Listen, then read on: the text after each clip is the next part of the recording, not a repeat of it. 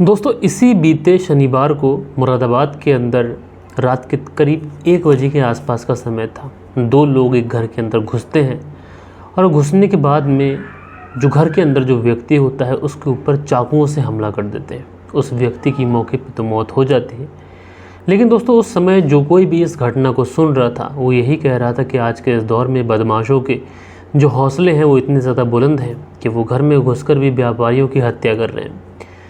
लेकिन दोस्तों जब पुलिस को इस पूरी खबर की सूचना मिली और पुलिस ने जब इस पूरे हत्याकांड का आज के दिन खुलासा किया तो यकीनन दोस्तों एक ऐसी सच्चाई सामने निकल के आई जिसको सुनने के बाद में हर कोई हैरान और परेशान था, क्योंकि किसी ने भी नहीं सोचा था कि इस हत्या के पीछे इतनी बड़ी साजिश हो सकती है, और साजिश भी किसी ऐसे की जिसके ऊपर इंसान अपनी पूरी ज़िंदगी निछावर कर देता है।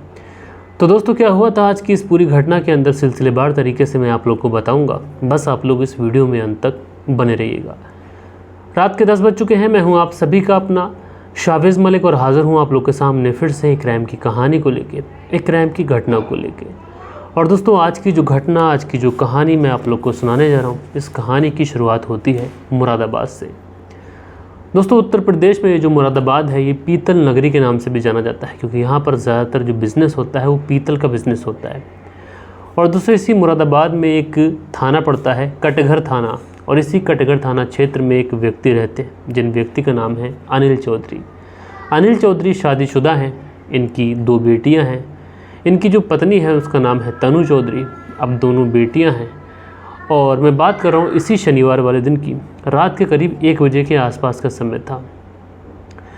जो अनिल चौधरी थे ये अपनी पत्नी तनु चौधरी के साथ में सोए हुए थे, बाहर बेटियाँ भी सो रही थी। और उसी समय 2 व्यक्ति घर के अंदर आते हैं, फ़ोन करते हैं। अब जो अनिल चौधरी थे ये उठते हैं, बाहर आते हैं, लेकिन उसी समय जो दोनों व्यक्ति थे उस अनिल चौधरी के ऊपर चाकुओं से कुछ इस कदर हमला कर देते हैं, उनको चाकू मारते हुए उनके बेडरूम तक लेके जाते हैं। अब जैसे ही अनिल चौधरी वहाँ पर गिर जाते हैं, वो जो दोनों आरोपी थे वहाँ से भाग निकलते हैं। अब दोस्तों जो अनिल चौधरी की बेटी होती है, बड़ी बेटी जिसकी उम्र लगभग 13 साल के आसपास है, वो चीखते हुए अपनी माँ के पास पहुँचती है, अपनी माँ को उठाती है और माँ को उठाने के बाद में कहती है कि माँ, पिताजी की किसी ने चाकुओं से गोदकर हत्या कर दी है। अब जैसे ही अनिल चौधरी की पत्नी तनु चौधरी जब वो उठती हैं, देखती हैं कि उनके पति की इस तरीके से हत्या हो चुकी है उनके ही कमरे के अंदर। अब हैरानी की बात यह थी कि जो तनु चौधरी हैं उनके ही कमरे के उनकी पति की हत्या हो रही है, लेकिन तनु चौधरी सो रही हैं। ये उनकी बेबसी कहें या फिर उनकी एक ऐसी किस्मत कहें कि उनकी आंखों के सामने उनके पति की हत्या हो गई और उन्हें कानो कान खबर नहीं चला। अब दोस्तों जो तनु चौधरी थी वो एकदम चीखना चिल्लाना शुरू कर देती हैं। जब वो चीखना चिल्लाना शुरू करती हैं तो आस पड़ोस के लोग इकट्ठा होते हैं। जो अनिल चौधरी थे, इनके भाई, इनके पिताजी, वो भी आ जाते हैं। जब सारे ही लोग इकट्ठा हो जाते हैं तुरंत पुलिस को फ़ोन किया जाता है। दोस्तों पुलिस को जब ये खबर मिलती है कि रात के अंधेरे में करीब 1 बजे के आसपास 2 लोग घर के अंदर घुसते हैं और उसके बाद में अनिल चौधरी के ऊपर चाकुओं से ज़ोरदार हमला कर देते हैं, जिसकी वजह से मौके पर ही उसकी मौत हो जाती है। बहरहाल दोस्तों पुलिस वाले सबसे पहले डेड बॉडी को अपनी कस्टडी में लेते हैं। पूरा जो घटना स्थल था उसे बहुत बारीकी से जांचने परखने के बाद में अब पुलिस वाले पूछताछ शुरू करते हैं। अनिल चौधरी के भाई से पूछताछ की जाती है, पिता से पूछताछ की जाती है, कुछ रंजिश भी बताई जाती है। अब दोस्तों उसके बाद में जो अनिल चौधरी की बेटी होती है 13 साल की, वो पुलिस को बताती है कि साहब मैं उस समय जाग गई थी और मैंने उन दोनों आरोपियों को पहचान लिया था। जब तनु चौधरी से ये पूछा जाता है, जब अनिल चौधरी की पत्नी से पूछा जाता है कि तुम्हें आरोपियों के बारे में कुछ खबर है, तो वो पहचानने से इनकार कर देती है। अब दोस्तों जो 13 साल की बच्ची थी, जब उसने पुलिस को ये बताया कि वो दोनों आरोपियों को पहचान चुकी है। जो नाम उसने बताया उसमें पहला नाम था मोहित का और दूसरा नाम था अमोद गुप्ता का। ये 2 नाम उसने पुलिस को बताया। उसने कहा कि ये दोनों लोग घर में आए थे और इन दोनों ने ही पिताजी की हत्या की है। अब दोस्तों पुलिस वाले सबसे पहले अमोद गुप्ता की तलाश शुरू करती है। जब अमोद गुप्ता की तलाश शुरू करती है, अमोद गुप्ता जो कि 45 साल के आसपास है, तो पुलिस को पता चलता है कि अमोद गुप्ता हॉस्पिटल में भर्ती है। पुलिस वहाँ पर पहुँचती है तो पता चलता है कि कुछ ही देर पहले अमोद गुप्ता ने दम तोड़ दिया है। दरअसल अमोद गुप्ता जो था वो जब अनिल चौधरी के घर पे गया, जब चाकूबाजी हुई तो उस समय इसके हाथ की नस कट गई थी। जब इसके हाथ की नस कटी तो बहुत ज़्यादा खून बह गया और भागते समय ये बेहोश हो गया। तो उस समय जो मोहित था, ये हॉस्पिटल वाला जो नंबर होता है ऑनलाइन, और उस पर कॉल कर देता है। कॉल करने के बाद में ये वहाँ से 9-11 हो जाता है। हालांकि एम्बुलेंस से पुलिस जो डॉक्टर का जो स्टाफ था वो हॉस्पिटल लेके पहुंचता है, लेकिन हॉस्पिटल जाते जाते शायद बहुत देर हो चुकी थी और अमोद गुप्ता वहीं पर दम तोड़ देता है। यानी अमोद गुप्ता को तो उसके किए की सज़ा मिल चुकी थी, क्योंकि उसने अनिल चौधरी की हत्या की थी। लेकिन दोस्तों पुलिस के लिए अब जो रहस्य बना हुआ था वो था मोहित, इसलिए मोहित को गिरफ्तार करना बहुत ज़्यादा ज़रूरी था। लिहाजा दोस्तों जब पुलिस मोहित की गिरफ्तारी के लिए इधर उधर छापे मारती है तो पुलिस आखिरकार कामयाब होती है। मोहित जो था पुलिस की गिरफ्त में आता है। जब पुलिस की गिरफ्त में आता है तो पुलिस उसे लेकर सीधा पुलिस थाने पहुंचती है और पुलिस थाने पहुंचने के बाद में अब मोहित से पूछताछ शुरू की जाती है। अब दोस्तों जब मोहित से पूछताछ शुरू की जाती है तो शुरुआत में तो मोहित इधर उधर की बातें बताता है, लेकिन दोस्तों उसके बाद में मोहित जो था ये पुलिस के सामने टूटता है और टूटने के बाद में एक ऐसी कहानी बताता है जिसको सुनने के बाद में आप लोग वाकई हैरान रह सकते हैं, आप लोग परेशान रह सकते हैं। दरअसल मोहित पुलिस को बताता है कि जो अनिल चौधरी की पत्नी है तनु चौधरी, इसका जो अमोद गुप्ता जिसकी मौत हो चुकी है हॉस्पिटल के अंदर, उसके घर के अंदर एक किराएदार रहता है, उसका नाम है कन्हैया। कन्हैया जो है तांत्रिक है और वो करना धरना करता है। और इसी बीच में जो तनु चौधरी होती है, इनकी 2 बेटियां हो जाती हैं, तो बेटे के लिए ये तांत्रिकों के चक्कर में पड़ जाती है। जब ये तांत्रिकों के चक्कर में पड़ती है तो इसकी मुलाकात कन्हैया से होती है। अब कन्हैया के यहाँ इसका आना जाना लगातार चल जाता है तनु का। तनु जो कि मरने वाले अनिल चौधरी की पत्नी है। अब तनु जब कन्हैया से मिलने लगातार जाती है बेटे की चाहत में, तो कन्हैया और तनु के बीच में नज़दीकियाँ बन जाती हैं। जब इन दोनों के बीच में नज़दीकियाँ बन जाती हैं, शारीरिक संबंध, ये सारी चीज़ें चलने लगती हैं। और बीच में ये लोग जयपुर भी जाते हैं घूमने के लिए। इसमें जो तनु थी उसकी 2 बेटियां थी और जो तांत्रिक था कन्हैया ये भी गया था।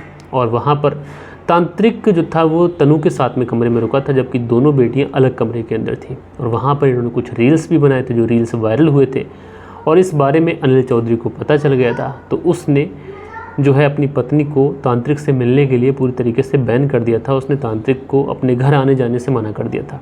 और इससे पहले तनु ने अपने पूरे परिवार को यही बताया था कि उसने इससे भाई बना लिया है, मुंह बोला भाई है और उसकी मदद कर रहा था कि उनके घर में एक बेटा आ जाए। अब दोस्तों जब तनु को अनिल चौधरी तांत्रिक से मिलने के लिए रोक देता है तो तनु जो थी तांत्रिक को पूरी कहानी बताती है। तांत्रिक जो था उसके ऊपर हवस का खून सवार था, वो तनु के बिना एक पल भी नहीं रह सकता था। इन दोनों को शारीरिक संबंध बनाने की कुछ ऐसी लत लग चुकी थी कि दोनों एक दूसरे के बिना रह नहीं सकते थे। इसलिए तनु और कन्हैया जो तांत्रिक था ये दोनों मिलकर एक ऐसी साजिश रचते हैं और इस साजिश में प्लानिंग करते हैं कि क्यों ना जो अनिल चौधरी है इसे दुनिया से हमेशा हमेशा के लिए विदा कर दिया जाए। अब इसलिए जो तनु होती है ये नशे की कुछ गोलियां मेडिकल से लेके जाती है और शाम को खाने में मिला देती है। जब अनिल चौधरी वो खाना खाता है तो गहरी नींद में चला जाता है और उसी दौरान ये अपना गेट भी खुला छोड़ देती है। जब ये अपना गेट खुला छोड़ती है तो उसी समय वो दोनों हमलावर घर के अंदर आते हैं। आने के बाद में उसके ऊपर हमला करते हैं। हालांकि जो तनु थी उसने इस पूरे मामले को लूटपाट का दिखाने का सोचा था। चूँकि अब तनु की जो 13 साल की बेटी थी उसने पहचान लिया था, इसलिए ये भी ज़ोर ज़ोर से चीखना चिल्लाना शुरू कर देती है।